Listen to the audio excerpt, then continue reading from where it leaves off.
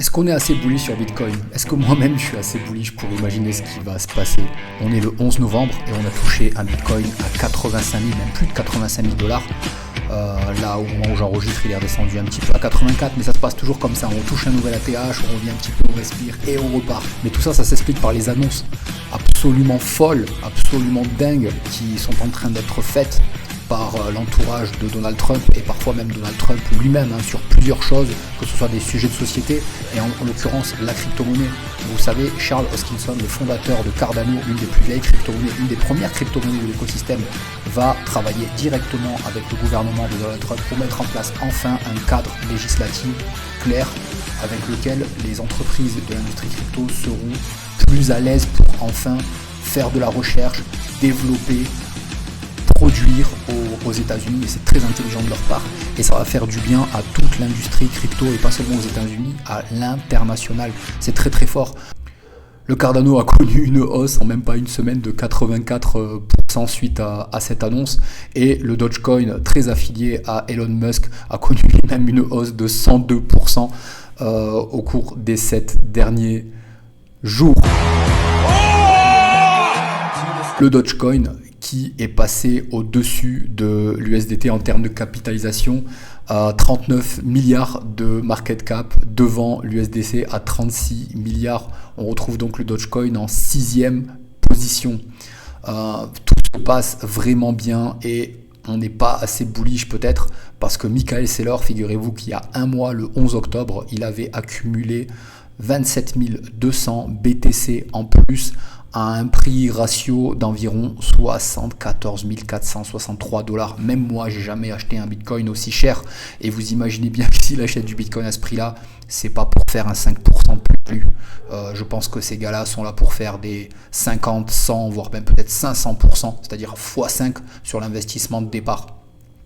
Il détient désormais 279 420 BTC avec son entreprise MicroStrategy. Aujourd'hui même, le 11 novembre, au moment où j'enregistre cette vidéo, en 35 minutes, nous avons eu 1 milliard de volume de transactions sur leur TF Bitcoin Spot de BlackRock. C'est absolument fou et c'est certainement ça qui nous a fait toucher un nouvel ATH à 85 000 dollars.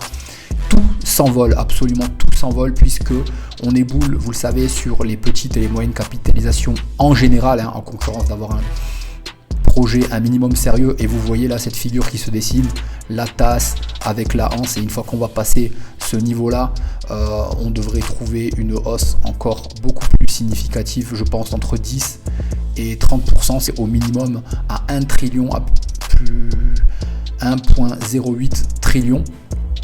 Pour seulement ce qui concerne les altcoins, le Bitcoin et l'Ethereum sont à part par rapport à ce graphique. Et sur l'Ethereum versus le Bitcoin, on a bon espoir, même si on en est loin, de voir cette moyenne mobile à 50 jours croiser celle des 200 jours. Et il semble qu'on commence peut-être certainement une impulsive pour aller chercher enfin cette Golden Cross qui lancera totalement plusieurs semaines et plusieurs mois de saison des altcoins.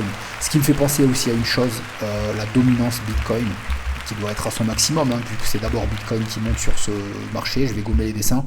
Et là, à un moment donné, quand le Bitcoin va stabiliser, va trouver à peu près son niveau sur lequel il se sent à l'aise, on va commencer à tomber. Et c'est là où on va voir des gains absolument fous, des publications absolument folles, où quasiment tout le monde va s'enrichir, où on prendra vraiment pas trop de risques quand on va dire bah achète ça, là je pense que ça va monter. Voilà, c'est des chutes comme ça qu'on va voir. Donc ça c'est le graphique de la domination, pas de panique, c'est de la domination de Bitcoin. Quand Bitcoin ne domine plus, c'est les altcoins qui dominent et toutes les petites et moyennes capitalisations, même des shitcoins, même des memecoins, etc. Après voilà, chacun choisit les actifs sur lesquels il veut t'exposer. Je ne suis pas responsable, d'accord.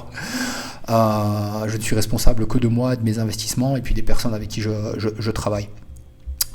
Donc là, après cette hausse qui a duré depuis décembre 2022 où le Bitcoin prenait une grosse part de marché, à un moment donné ça va tomber, ça devrait tomber, ça aurait dû déjà même tomber, mais voilà, le Bitcoin monte d'abord et ensuite les petites caps, et je l'ai montré dans ma dernière vidéo, le schéma sur les altcoins. Maintenant je pense qu'on a deux flux d'entrée, on a les flux d'entrée vers le BTC et le flux d'entrée vers les memecoins et shitcoins, et tout ça va se rejoindre vers les vers les petites, vers des petites et moyennes caps avec un projet un minimum sérieux, ou vers de l'Ethereum, du Tao, etc. Une 3 nous amènerait potentiellement aux 1900-2000 $ pour du Tao, ce qui serait absolument fou. Et ensuite, après une correction, pour aller ensuite vers les 4500 $. Ça, vous retrouvez la vidéo sur la chaîne au sujet du Tao. Analyse d'Altcoin. Et vous trouverez l'analyse du Tao ici même.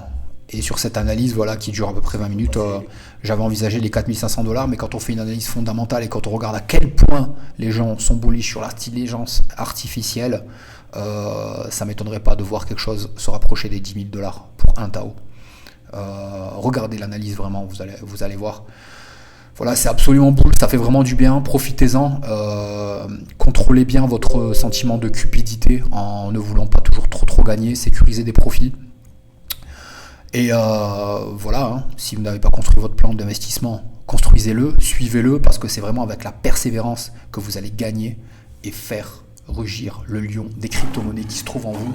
Profitez de ce bull run parce que c'est vraiment bon. La dernière fois que j'ai vécu des moments comme ça, avec autant d'espérance, c'était il y a 4 ans. Les cycles de 4 ans, ça ne ment pas. Je raconte tout ça, donc j'explique tout cela dans le e-book, le Bitcoin et la blockchain, absolument tout le nécessaire pour comprendre qu'est-ce qu'est Bitcoin, qu'est-ce qu'est la blockchain et pourquoi il y a tout qui monte. Pourquoi le Bitcoin en particulier n'arrête pas de monter.